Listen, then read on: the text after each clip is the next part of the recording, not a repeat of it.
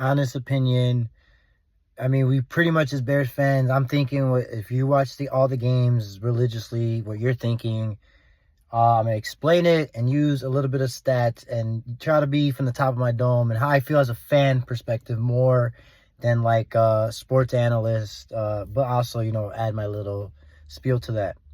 So, Bears team overall, let's look at the schedule, right? We're about to enter the gauntlet. They're about to enter the gauntlet. Division, the Lions, the Vikings, Green Bay, 6-3, 7-1, 6-2. The best division it's been in probably the last 10 years, 15 years, where three teams arguably are Super Bowl contending teams. Okay, got that part out the way. Matt Eberflus, we know he's got to go. Let's get that part out of the way. If you think he's got to stay, please on the comments explain why. 0-18 in on-road games. I get it. Defense at one point had 21 points or less. That streak is broken. But coming from the Washington game where the Hail Mary happens, I mean, I think everyone is assuming or obviously sees that he lost the locker room a little bit, or these guys were clearly not ready to play. That game had some sting to it. Either way, they underperformed. Everybody didn't look good and was making mistakes. And Caleb too, which by the way, guys, I'm definitely going to have my own info. I'm going to get to it at the end. So overall as a team, though, we know Eberflus got to go. Shane Waldron, what happened? Came from Seattle. Why is it not working here? Offensive line clearly has 100 reasons why that's happening.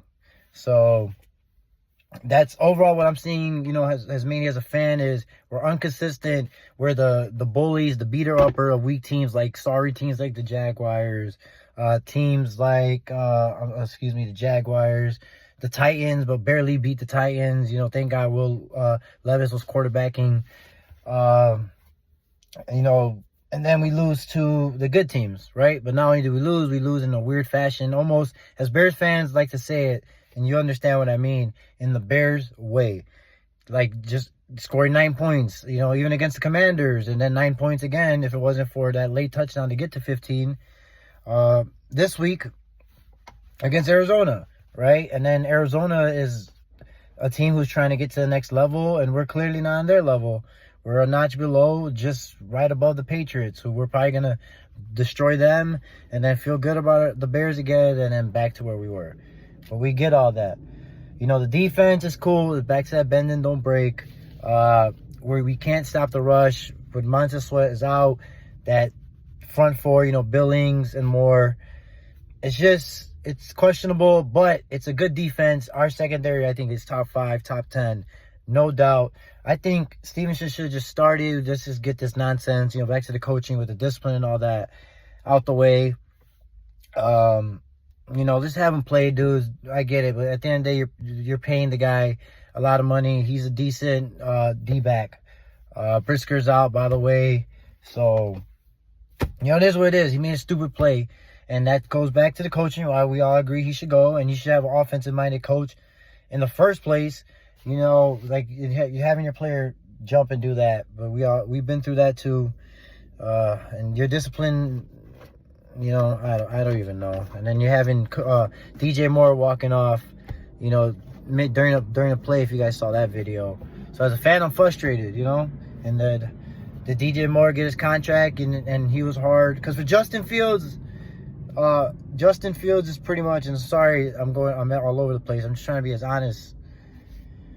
We should have kept him because you're 7-3 the last games. You're playing hard because the Bears have been playing hard football until the Arizona game. So about a year. That's pretty decent. They've been in games. Not saying they're winning or losing. Fields, he got benched no matter what, but he was 5-2. Yeah, he can't throw the ball, but ask yourself this: these Arizona games or these games where the offensive line was struggling, Justin Fields would have easily ran and outran pretty much the Texan game or the Arizona game. Not saying he's the answer, not saying he's better than Caleb. It would have been probably more wins because he's already familiar in what he did with less, and having, Cole Kmet, now Keenan Allen, because we have weapons, dude. There's no fucking excuse. And trust me, the Caleb's, you're going to hear it. No excuse. 0 targets for Cole Kmet. That's crazy. They're like 8-3 when he gets the ball. That's wild. And Swift has in your backfield, we didn't use Khalil Herbert at all. He's with the Bengals. You'll see him Thursday night. But overall, this season, you know, is going to be a wash again. And but of course, the Bears probably win 2 or 3 more games. But look at us look as of right now, unless they can prove me wrong, beat the Patriots, and then maybe beat the Minnesota, then we'll look good again. As like a 7-10 season, maybe an 8-9 season, but worst case a 6-11. So be prepared for that. Now let's get to the Caleb part. Look, man, we're just gonna be as straight realistic as possible and what we've seen with our eyes. And thank you guys for watching if you made it this far. Jayden Daniels looked way better. He looked like an NFL quarterback. He was poised, and like I said, back to that running, you clearly, when he runs, you're not catching him. And he knows when to use it and when not to use it. And his offensive line is better. His coaching is better with Dan Quinn. Cliff Kingsbury probably didn't want to come to the Bears, which I don't think that's not true because Caleb is here. They have a similar connection, you know, back in college. Or the Bears just didn't want to go that route, you know, and they seen something else. But either way, he looked better. He's the second pick. He beat the first pick. That's just what happened, no matter how you want to look at it. So that's, as of right now, as today, yes, the Bears have made a mistake. As of right now, today, the Bears have made a mistake. Should have drafted Jayden Daniels. Yeah, would the situation been the same, and would he have been struggling and getting beat up like Caleb? Probably. But I could tell you this, just like Fields, the running was there. Like, Caleb can run, but I don't know if he's breaking tackles. I don't know if he can outrun because he looked like the Arizona game. He ran, but it's like, fuck, they can catch him. But he is, like I said, elusive, and he could get out of plays, extend plays, and how I guess Keenan Allen is aging finally because he's gonna have his worst season ever. But a decent wide receiving core. Even, I guess, offensive line is the shittiest though, and no one's open is insane to me. But the offensive line is horrible. But there was play in the Arizona game where he had like 5-10 seconds, dude, and he was running around. Drake May beats him. Then no matter what the record is, the Patriots will be 3-7 at that point. What if he looks better? And he's the reason they won over Caleb. You get what I'm saying. It's going to like Caleb is a bust. We're winning another quarterback, and on the same cycle of different coaches are going to draft a different quarterback, which is the worst case scenario. And we're entering. I'm not part of the Bears organization. The Bears are entering the worst case scenario, and you know what's going to happen to DJ Moore in the offseason because I don't know. It's just frustrating as a Bears fan. And Caleb, and I'll read you the stats. You guys judge for yourself, and I'll end the video here.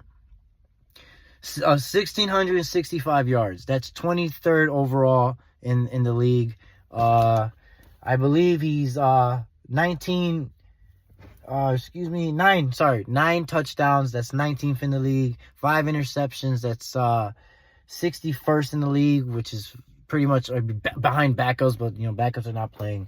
And I believe his QBR is 40.9 per ESPN, by the way. That's 27. So that's mid. That's average quarterback. He's the number 1 pick. We got to give him time, etc., etc. You did get picked first. Expectations are high. CJ Stroud season high. Second pick. I guess the second pick is where it's at. Jayden Daniels, second pick. Having the CJ Stroud, that's what we call it on the rookie season. And Joe Burrow, when he came in the league, but his second season, balled out. But overall, same old shit. The Bears are the best at always giving you super excited for a season. And you feel optimistic, like this is a different year, but it's always the same old crap. Hopefully we could beat the Packers at least once to feel good, and we'll feel better. But they're good at doing that. They're good salesmen. They get you hooked, and then you realize the same shit. Defense is solid, but once the team scores over 24 points, we're donezo. Let me know what you guys think. And by the way, I believe Caleb is on pace for at least 3,500 yards. So that's kind of positive. I still trust in the process. I believe in him. There's flashes, but if we want to be realistic, the other quarterbacks are just better right now. They look better than him. And whether Bears ruin it or not, what you guys believe, pass, curse, it's facts are facts. But let me know what you guys think. I'm sorry I made it long, repeated, and it was wild. I just was trying to be passionate and with stats and how I feel. I'll talk to you guys later. Comment below. Peace.